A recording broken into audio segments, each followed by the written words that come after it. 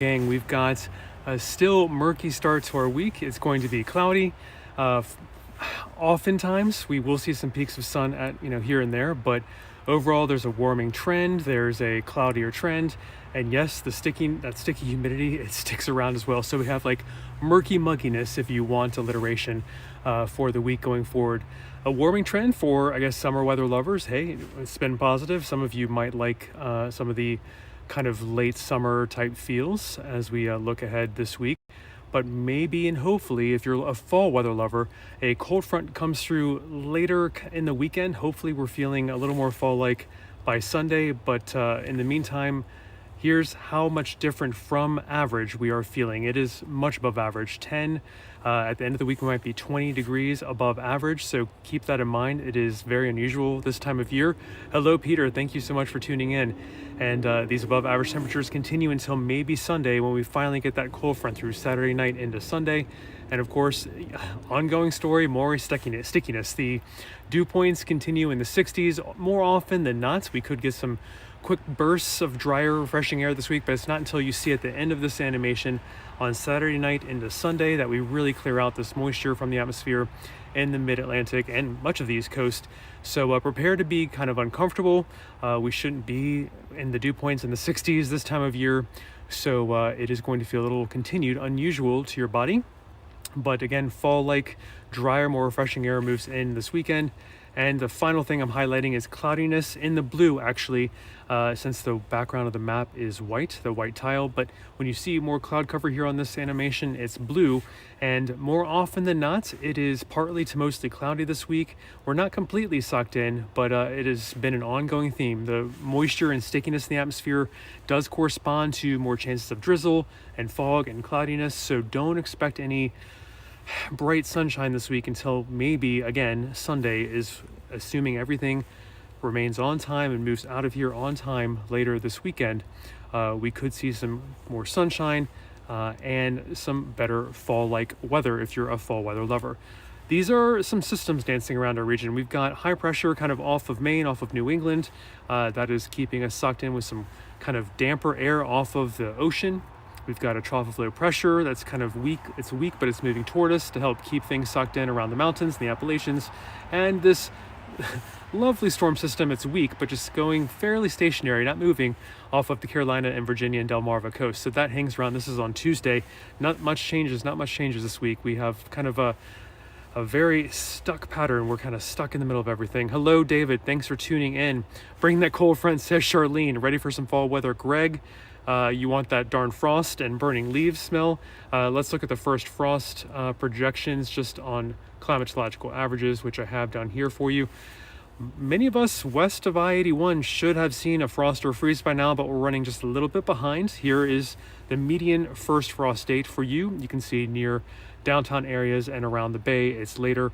Kareem doesn't want the cooler weather. We should see that though maybe by Sunday, so keep that in mind, Kareem. Enjoy what we have for you while we have it. And let's see, we've got Rachel is sad about the warm weather. We've got Emily. The fall you keep being promised should come in Sunday in the latter half of October. We are hoping to get you, if I look ahead at the temperatures here, kind of better feels for the October outlook that we promised you. A little bit of a flipping the latter half of the month. Should be a little cooler, a little less above average is a start for next work week as well in this outlook here. Let's see, Liz, can't we have the weather a few weeks ago when you were tricked into thinking there was fall? Yes, indeed. Leslie, what about this coming weekend? We could see some showers, some breeziness, and hopefully clear conditions by Sunday. Rick, you hope the humidity goes away soon. Again, Sunday is what I'm promising for next Sunday when you talk to me for these weekly Sunday sunset chats. I'm Camden Walker for CapitalWeatherGang.com. That's where we are anytime you need us. And I've got the latest forecast at CWG.news/latest right here. So keep that in mind. Greg Porter wrote a great update. And look at that the cloud cover this week, the warming trend this week, and continued stickiness as well. Emily loves living in a swamp. I don't know if that's facetious or not. All right, Rick hopes the humidity goes away soon. And Kathleen, I cannot bring in that cold front sooner than I can. I wish I could bring it in, Kathleen, a little sooner than Sunday. But yes, fall-like weather might be on hold until in a semi-permanent fashion until late next weekend, this upcoming weekend actually. So about 6.5 days from now, let's say.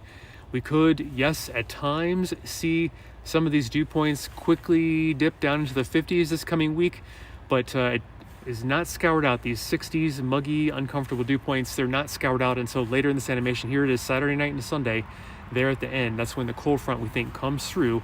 It has to remain on time, and that is a big question mark. It's I don't want to call this a high confidence forecast by any means, but that's what we're looking at. Cold front, Saturday night into Sunday, finally removing some of this late summer feels to the air. Let's see, Sony question. Thank you very much for tuning in on that. Sorry, it's off topic. And Kathleen, hello, no worries on the misspelling of my name. Katrina, attending a wedding on Friday evening. There could be some rain, but here's the good news and why I don't think any of us should really change our outdoor plans this week. The week's worth of rain depicted in this map, it does not add up to much. Yes, it could fall Friday afternoon through Saturday night, but it is not heavy, it is not long lasting as it appears now, and there has been a trend for the weather models in the last couple weeks to think there's more rain that's going to fall than it does. So this little bit of rain, this might not even verify. If I use if I back test what the models have said over the last couple weeks, it's verified, the amounts of rain are verified less than predicted by almost all the weather models. So have a plan B for those outdoor plans Friday, Saturday in the back of your mind, but don't make any cancellations or other arrangements just yet. Stay tuned to CapitalWeatherGang.com. I'm Camden Walker. Thanks for joining me on these weekly Sunday sunset chats on all of our main platforms here. And we're on others, but this is where I can see you live on YouTube, on Twitter, and Facebook. Thank you so much for following us. We're getting closer and closer to that 11 hours of daylight between sunrise and sunset. Shorter and shorter, losing still at least 2 minutes of daylight a day. Dark season is here. I hope you were hanging in there. My light season lovers out there, I hope you were doing all right. Use those light boxes if you need to. All right, we've got Patty in Cincinnati. Say temps are in the low 80s there, and yes, that is headed our way. Much of the eastern half of the United States is going to be dealing with these above average temperatures, 10, 15, and by the end of the week, we might even see 20 degrees above average.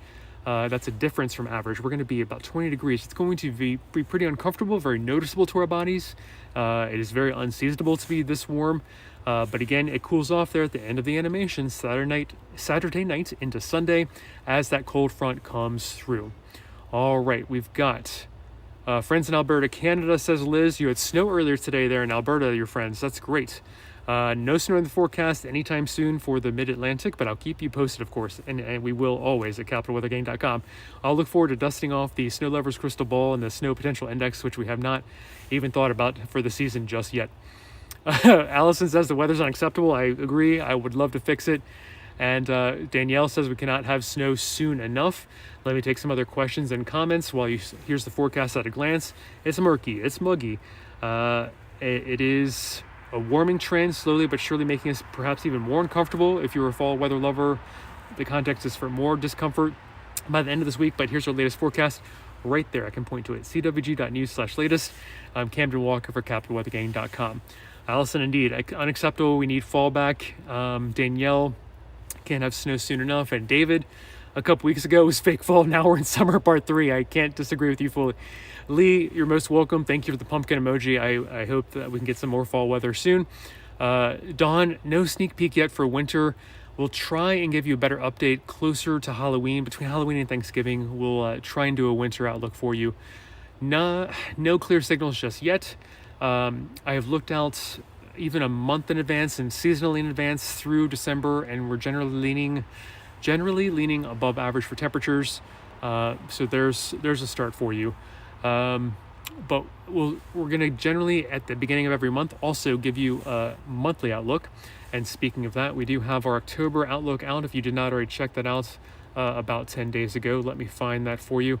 Here's the temperature outlook for next week. And as our October outlook here did talk about at CWG.news/OctoberOutlook, we're a little less warm for hopefully the last half of October.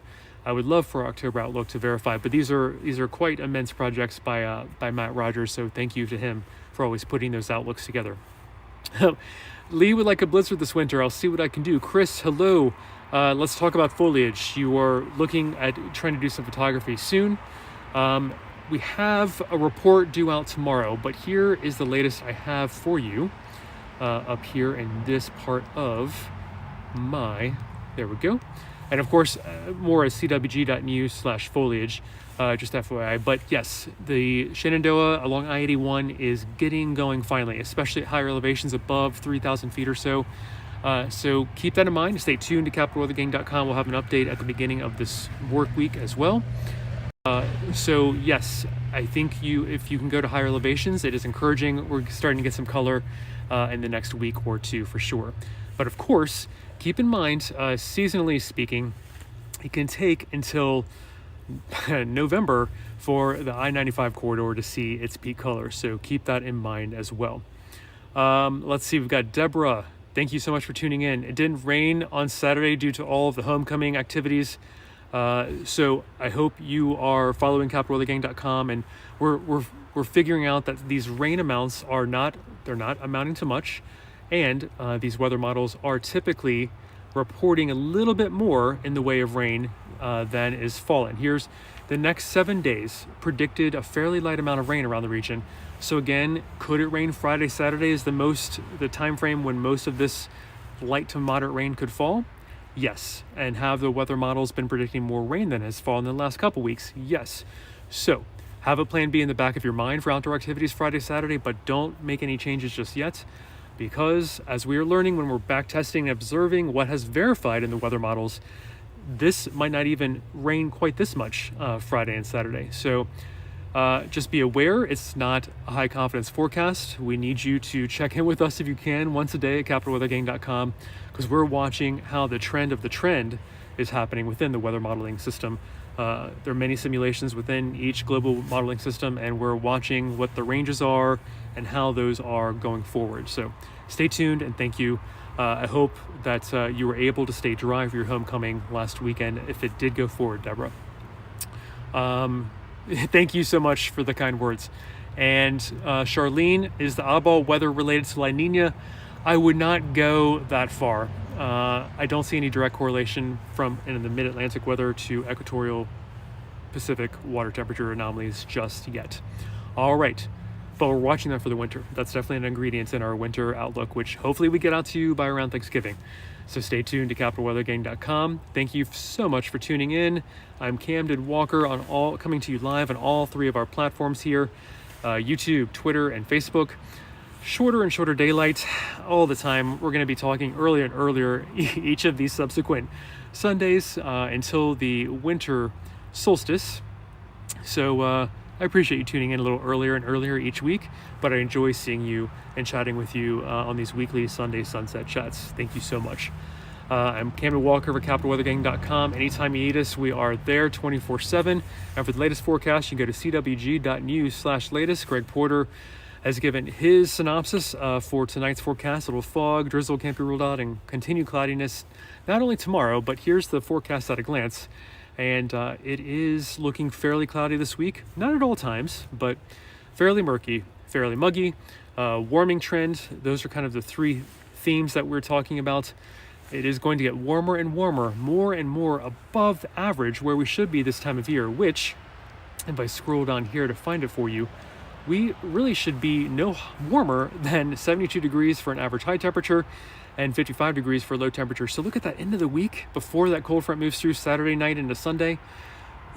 20 degrees or more above average. It is going to be noticeable. It's going to feel very unfall-like and very unseasonable. So keep that in mind. Keep those shorts out for a little bit longer.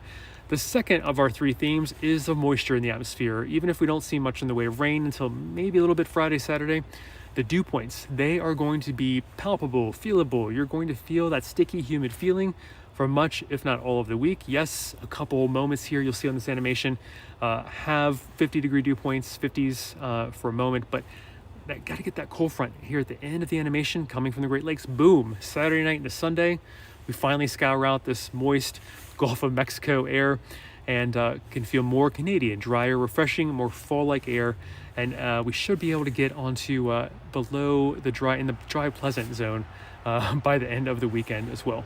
Third and final theme, cloudiness, depicted here in the blue since the background map is white, but the more blue, the more clouds in this animation. You can see we're in and out of clouds all week, have very little in the way of fully clear skies until there we go, Saturday night into Sunday, as that cold front that I keep hoping remains on time, so our forecast, while not high confidence, can stay on track. We should see clouds most, if not all, of this week, in and out of the clouds, and yes, some peaks of sunshine at times, but we just have a lot of weather systems hanging about, not moving fast in the region. All right, we've got Liz. Yes, it's getting earlier, but yep, it's making you sleepy. Let's try and keep our circadian rhythms happy with that. I agree. Thank you, Anthony. You're most kind. I hope I answered your question. And we've got David, definitely looking darker than usual behind you. Yes, I need to get a spotlight so you can see that I am outside. There's some trees behind me. Nope, I give up. I'll work on that. I don't know if it's worth spending the energy. That's not great for the planet if I just light up some trees for you, but yes, very dark. And yep, muggy, gross air upcoming, David. Yes, indeed.